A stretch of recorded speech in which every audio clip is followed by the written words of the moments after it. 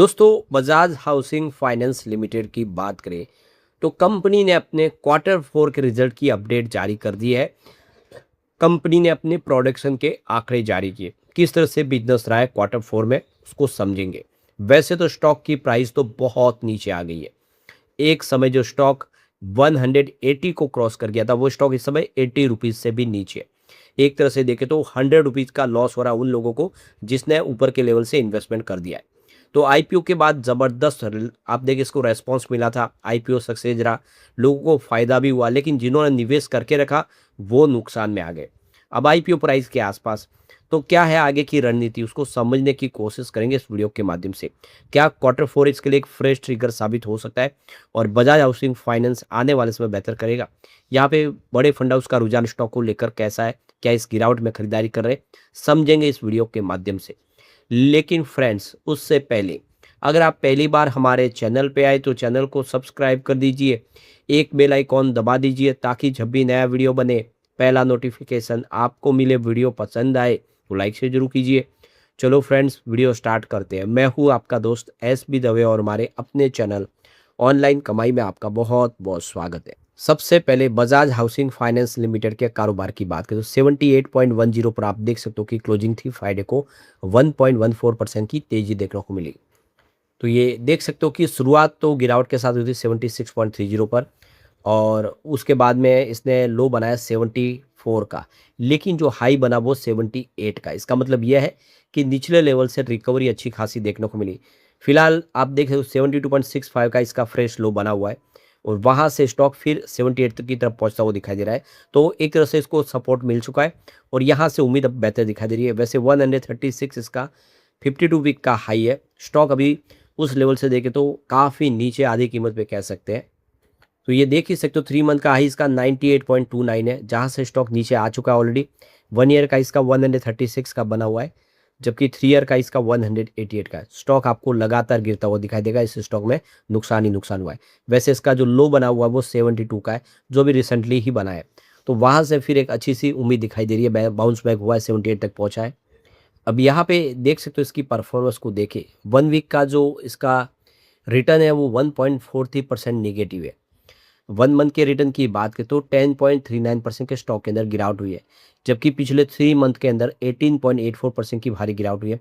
6 month का जो return है वो 30.03% नेगेटिव है, जबकि 9 मंथ में 35.82% गिरा है। ये स्टॉक लगातार गिरा है, कहीं पर इसको कोई सपोर्ट नहीं मिला और गिरते गिरते लोगों को भारी नुकसान कर गया, जबकि बजाज ग्रुप जैसा एक मजबूत इसको सपोर्ट मिला हुआ है। अब यहाँ पे जो बड़ी अपडेट निकल के आ रही है, बजाज हाउसिंग फाइनेंस ने अपने क्वार्टर फोर के प्रोडक्शन की अपडेट जारी कर दी है। कंपनी ने क्वार्टर फोर के दरमियान कैसा प्रदर्शन किया है, तो ये इसकी जानकारी हमारे सामने आ चुकी है। तो जैसे कि आपको पता होगा, Bajaj housing finance financial sector में एक मजबूत खिलाड़ी है और इंडिया की सबसे बड़ी एनबीएफसी है जो हाउसिंग फाइनेंस में काम करती है। तो कंपनी का जो टोटल ग्रॉस डिस्बर्समेंट देखे तो 17,530 करोड़ के आसपास इस बार रहा है फाइनेंशियल ईयर 2026 के क्वार्टर फोर में, जबकि क्वार्टर फोर 2025 में ये 14,254 करोड़ के आसपास था। यानी ज़बरदस्त वृद्धि देखने को मिली है। तो कंपनी का आप देख सकते हो कि डिस्बर्समेंट ज़बरदस्त रहा है। अब एसेट अंडर मैनेजमेंट देखे यानी एयूम, तो उसमें 23% की ज़बरदस्त जंप देखने को मिली है। काफ़ी बेहतर किया। आप देखें 23% की जंप भी काफ़ी मायने रखती है। तो 1,40,700 करोड़ के आसपास पहुंच गया आंकड़ा। ये 31 मार्च 2026 को अगर आप देखेंगे तो इसने बेहतर किया है, जबकि 31 मार्च 2025 में 1,14,686 करोड़ के आसपास था।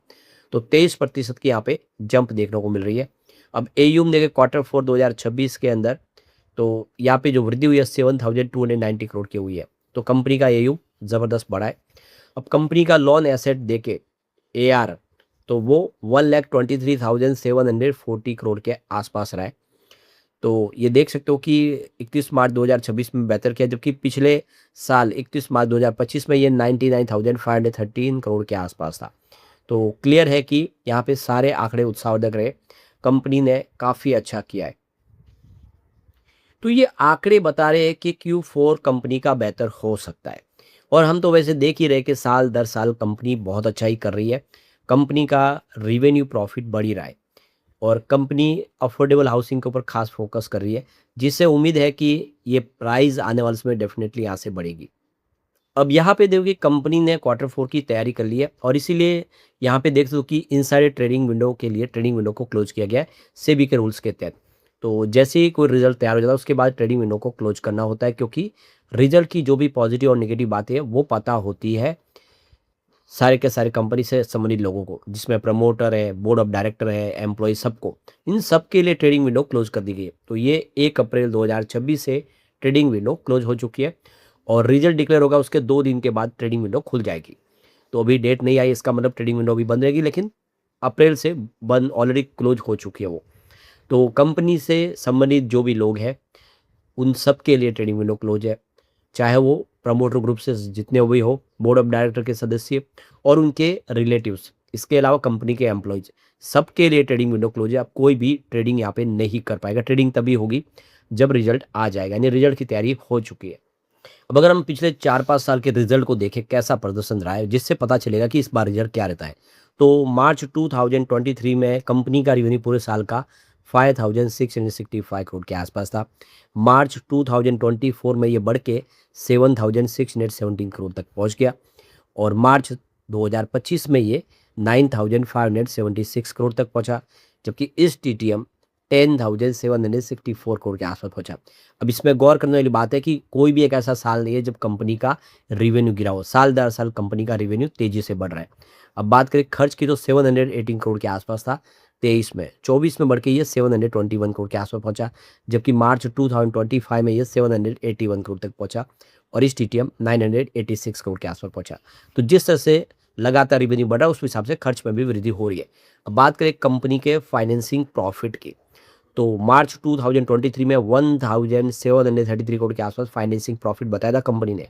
2024 मार्च में ये 2201 करोड़ तक पहुंच गया। अब बात करें मार्च 2025 के पूरे साल की, तो फाइनेंसिंग प्रॉफिट बढ़ते हुए 2814 करोड़ तक पहुंच गया और इस टीटीएम सीधा 3230 करोड़ तक पहुंच गया। अब आप क्लियर देख सकते हो कि फाइनेंसिंग प्रॉफिट भी साल दर साल बढ़ रहा है।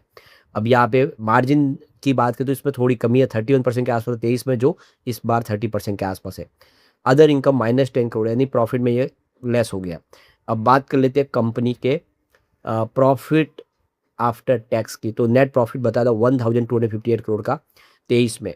अब 24 में बढ़ के 1730 करोड़ तक पहुंच गया, जबकि मार्च 25 में ये बढ़ते हुए 2163 करोड़ तक पहुंच गया और इस टीटीएम 2478 करोड़ तक पहुंचा। तो प्रॉफिट भी लगातार साल दर साल बढ़ा है, यानी आंकड़े वाकई उत्साहवर्धक है। कंपनी का रेवेन्यू, प्रॉफिट, सब कुछ बढ़ रहा है, इससे हम कंपनी पे भरोसा कर सकते हैं। अब बजाज हाउसिंग फाइनेंस में काफ़ी सारा निवेश म्यूचुअल फंड का, और 63 म्यूचुअल फंड ने एंट्री की है, मात्र 14 म्यूचुअल फंड ने एग्जिट किया है। तो काफ़ी सारा निवेश जम के हुआ। अब वो कौन से म्यूचुअल फंड देख लेते, तो यहाँ पे Aditya Birla SL large cap fund ने यहाँ पे 119 करोड़ का इन्वेस्टमेंट किया है। ICICI Pru banking and finance service fund ने 118 करोड़ का इन्वेस्टमेंट किया है। तो ये देख सकते हो कि Motilal Oswal large cap fund ने यहाँ पे 34.75 करोड़ का इन्वेस्टमेंट किया है। ICICI Pru Nifty next 50 index ने 31.22 करोड़ का इन्वेस्टमेंट किया है। Nippon India ETF Nifty next 50 junior BeES ने 26.88 करोड़ का इन्वेस्टमेंट किया है। अब यहाँ पे यूटीआई निफ्टी नेक्स्ट 50 इंडेक्स ने देख सकते हो कि क्लियर है कि यहाँ पे 23 करोड़ का इन्वेस्टमेंट किया है। इसके बाद में एचडीएफसी बैलेंस एडवर्टाइज फंड ने 18.40 करोड़ का इन्वेस्टमेंट किया है। HDFC large and mid cap fund ने यहाँ पे 18.33 करोड़ का इन्वेस्टमेंट किया है। एसबीआई निफ्टी नेक्स्ट 50 ईटीएफ ने 10.60 करोड़ का इन्वेस्टमेंट किया है। बंधन फाइनेंशियल बैंक सर्विस ने 8.99 करोड़ का इन्वेस्टमेंट किया है। यानी इंडिया के जितने बड़े बैंक हैं उन सबके म्यूचुअल फंड ने जम के खरीदा, चाहे वो बंधन बैंक हो, स्टेट बैंक हो, एचडीएफसी हो, आईसीआईसीआई बैंक हो, सब ने निवेश किया है। यानी बैंकों का भरोसा इस समय ये एक शुभ संकेत है। आने वाले समय स्थिति बदलेगी और फिर से बजाज हाउसिंग फाइनेंस बेहतर करेगा। लेकिन फ्रेंड्स, कोई भी इन्वेस्टमेंट करने से पहले अपने फाइनेंशियल एडवाइजर से एडवाइस ले ले या अपना खुद का रिसर्च करें, क्योंकि मैंने वीडियो आपके एजुकेशनल पर्पज़ के लिए ही बनाया। वीडियो पसंद आए तो लाइक से जरूर कीजिए और चैनल को सब्सक्राइब कर दीजिए। Thank you friends.